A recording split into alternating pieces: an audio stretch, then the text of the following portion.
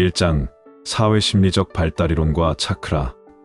에릭슨은 사회심리적 발달이론에서 인간의 성격 발달을 8단계로 나누어 설명했다. 그의 이론에 의하면 인간은 정해진 8개의 발달 단계마다 사회적 환경과 상호작용하면서 한 단계씩 성장해 나아간다고 했다. 각 단계를 잘 완수하면 건강한 개인으로 성장해 가지만 어느 단계에서 발달이 부족하면 그 단계와 관련된 성장에 있어서 문제를 가지게 된다고 한다.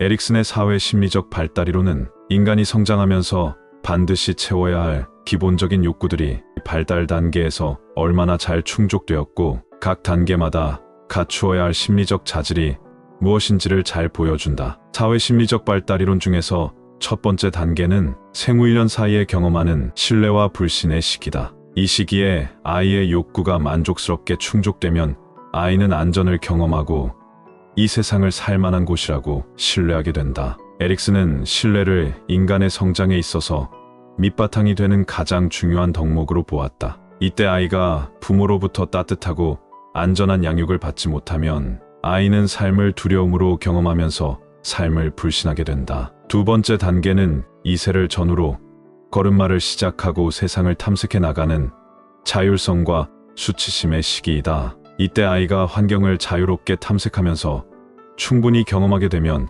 자율성을 갖추게 된다. 하지만 부모의 지나친 통제나 간섭은 아이의 내면에 수치심을 갖게 한다. 세 번째 단계는 3세에서 5세경으로 관계 속에서 자신이 원하는 것을 적극적으로 주장하는 주도성과 죄책감의 시기이다. 이 시기에 부모가 아이의 욕구를 지지하고 격려해주면 아이는 스스로 삶을 주도하게 된다. 하지만 부모가 아이의 행동에 대해 잘못을 지적하거나 비난하게 되면 아이는 내적으로 움츠리면서 죄책감을 키우게 된다. 그리고 네 번째 단계는 초등학교에 입학하는 학년기로 근면성과 열등감의 시기이다. 이때 아이에게 중요한 인물은 선생님과 또래 친구들이며 아이가 학업을 성실히 수행하면서 주위의 인정을 받게 되면 근면성을 획득하게 된다. 반면에 그렇지 못하고 스스로 또래보다 뒤떨어진다고 느끼면 열등감을 가지게 된다. 다섯 번째 단계는 청소년기에 접어들면서 오는 정체성의 확립과 혼란의 시기이다. 이때 우리는 자신이 누구인지와 사회에서 어떤 역할을 할지에 대한 건강한 정체성을 확립해야 한다. 그렇지 못하면 심리적으로 혼란에 빠지기 쉽다. 에릭슨은 이 시기에 해야 하는 중요한 두 가지 과제로서 하나는 자신이 속한 집단의 책임과 의무를 완수하는 소속감이고 다른 하나는 가족의 울타리 밖에서 새로운 것을 시도해보는 탐색이라고 했다. 여섯 번째 단계는 20세에서 40세 사이의 초기 성인기로 친밀감 대 고립감의 단계이다. 이 시기는 이성이나 주변을 통해 친밀한 사회적 관계를 경험한다. 일곱 번째 단계는 중년기로 생산성과 침체성의 시기다. 이때는 자식이나 후배에게 자신이 직접 성취한 것을 제공하거나 사회와 나누는 것을 중시한다. 하지만 자신이 물려줄 만한 것이 하나도 없다고 느끼면 심리적으로 침체에 빠지게 된다. 여덟 번째 단계인 노년기는 자아통합과 절망의 시기다. 이 시기는 자신의 삶을 돌아보며 받아들일 것과 내릴 것을 정리하는 시기이다. 스스로를 받아들이는 삶을 살아온 사람은 자아를 통합함으로써 자신을 꽃피우는 삶이 되지만 스스로를 부정하고 후회하는 삶을 살아온 사람들은 인생의 말년을 희망을 잃어버린 절망이 된다.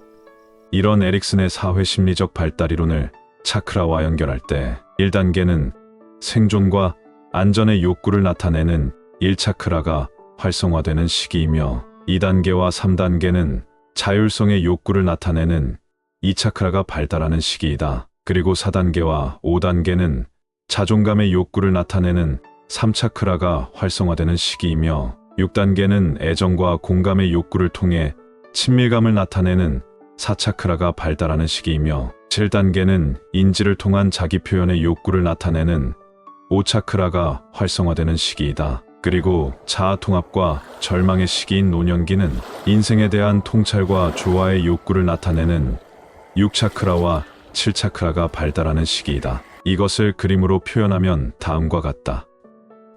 2장 심리와 차크라.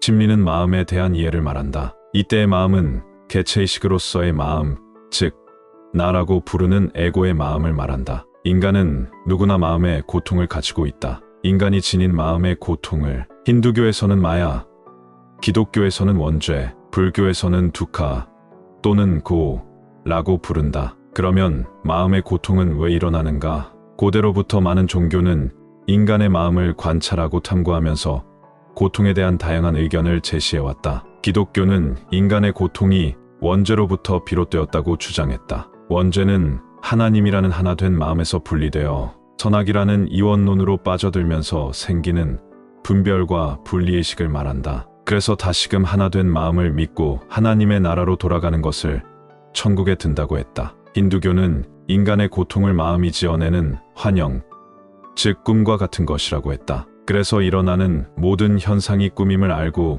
꿈에서 깨어나는 것을 깨달음이라 했으며 깨달으면 고통으로부터 해방된다고 했다. 또한 불교는 인간의 고통을 탐진치라는 삼독으로부터 생겨났다고 했다. 그래서 모든 현상이 고정되지 않고 변화함을 아는 무상과 고정된 개체로서의 나가 없음을 아는 무아를 증득하면 고통으로부터 해방되어 열반에 든다고 했다. 마음은 기본적으로 욕구와 느낌, 감정과 생각으로 구성되어 있다. 불교에서는 이것을 수, 상, 행, 식이라고 부른다. 이때 수는 괴롭다, 즐겁다, 괴롭지도 즐겁지도 않다 등의 느낌을 말하고 상은 외부의 사물을 받아들이고 그것을 연상하는 생각을 말하며 행은 상황에 따라 생겨나고 변화하는 인간의 반응을 말하며 식은 사물을 인식하고 분별하는 것을 말한다. 마음은 인간이 삶에서 생존을 유지하려는 근본적인 욕구, 즉 탐심이 일으킨다.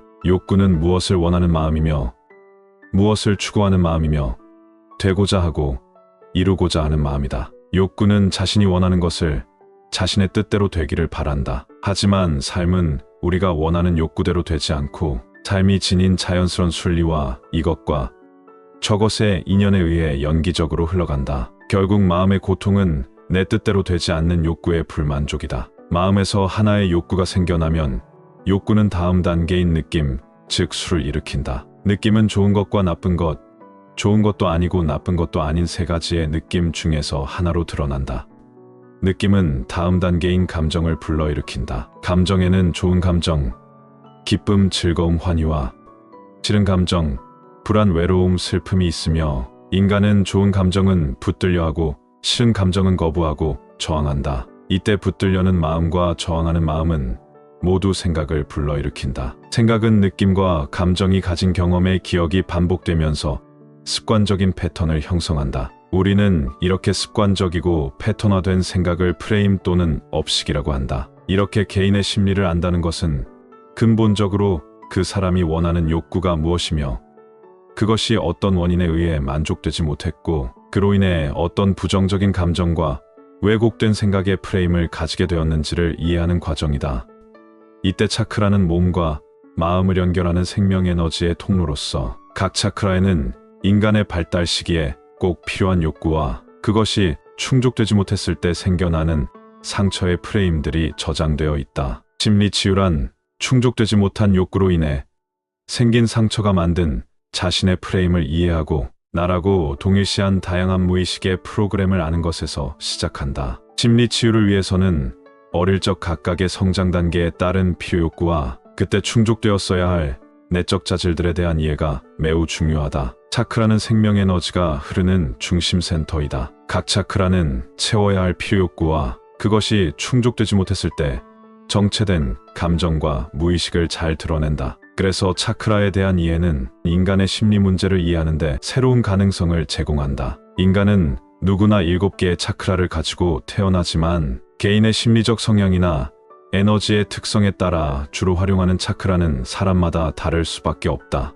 인간의 자아는 기본적으로 동일시의 산물이다. 특정 차크라에 동일시된 자아는 자기만의 독특한 심리적인 특성을 나타낸다. 각 차크라가 가지는 에너지의 특성은 그 차크라를 주로 활용하는 사람의 성격 유형과 심리적 패턴을 잘 보여준다. 이때 상위 차크라를 많이 활용하고 하위 차크라의 특성을 외면하는 사람들은 안전과 자율성, 자존감에 문제를 가지는 경우가 많다. 반면에 하위 차크라를 많이 활용하고 상위 차크라의 특성을 외면하는 사람들은 사랑과 지혜의 부족으로 삶을 자기중심적으로 대하는 경우가 많다. 차크라를 통한 심리의 이해는 우리의 욕구를 가로막는 무의식의 상처와 그로 인해 생기는 프레임들을 이해하는데 중요한 수단이 된다.